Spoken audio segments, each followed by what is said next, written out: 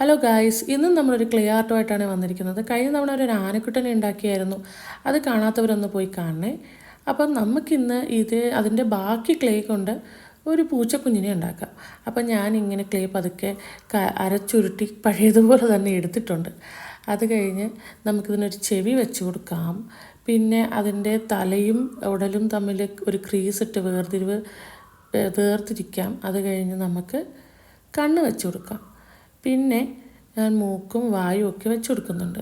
പിന്നെ ഇതിനെ ഒന്ന് അലങ്കരിക്കാൻ വേണ്ടിയിട്ട് ഞാനൊരു റിബൺ കൂടെ സെറ്റ് ചെയ്തെടുക്കുന്നുണ്ട്. അത് ഇതിൻ്റെ കഴുത്തിൽ ഇങ്ങനെ ചുറ്റി കൊടുക്കാം. പിന്നെ അതിലൊന്നും കൂടെ ഭംഗി കൂട്ടാൻ വേണ്ടിയിട്ട് ഒരു ബോയും കൂടെ ഞാൻ ഉണ്ടാക്കിയിട്ടുണ്ട്. അതും കൂടെ സ്റ്റിക്ക് ചെയ്ത് കൊടുക്കാം. ഇപ്പോൾ ഏകദേശം ഇതിൻ്റെ രൂപമായിട്ടുണ്ട്. ഇതിഷ്ടമായോ?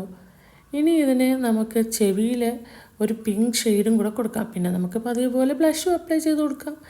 പിന്നെ ഇത് 2 ദിവസം ഉണങ്ങാൻ വെക്കണം. ഇതിനും ഞാൻ മേളിൽ കീ ചെയിൻ ആക്കാൻ വേണ്ടിയിട്ടൊരു ഹുക്ക് അറ്റാച്ച് ചെയ്ത് കൊടുത്തിട്ടുണ്ട് തലയുടെ മേളിൽ. ഇതിനി 2 ദിവസം ഉണങ്ങിയെടുത്തതിന് ശേഷം ഞാൻ UV റെസിൻ യൂസ് ചെയ്ത് കോട്ട് ചെയ്തിട്ടുണ്ട്. അതാ ഇത്ര ഗ്ലേസിങ് കേട്ടോ. അത് കഴിഞ്ഞിട്ട് ഇതാ നമ്മുടെ കീ ചെയിൻ റെഡി. ഈ വീഡിയോ ഇഷ്ടമായെങ്കിൽ നിങ്ങൾ എൻ്റെ ചാനൽ ഒന്ന് സബ്സ്ക്രൈബ് ചെയ്യൂ. അപ്പോൾ വീണ്ടും കാണുന്നവരേക്കും ബൈ ബൈ.